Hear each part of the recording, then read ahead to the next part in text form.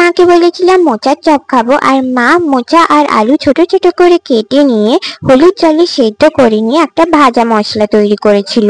ভাজা মশলাটাই ছিল জিরে, ধনে আর গরম মশলা। সেটাকে ভেজে মা শিলে গুঁড়িয়ে নিয়েছিল, আর একটু আদাও বেটে নিয়েছিল। এরপর কড়াই কিছুটা সর্ষের তেল দিয়ে কাঁচা লঙ্কা কুচো দিয়ে আর মোচা আলু সেদ্ধটা কড়াই দিয়ে দিয়েছিল।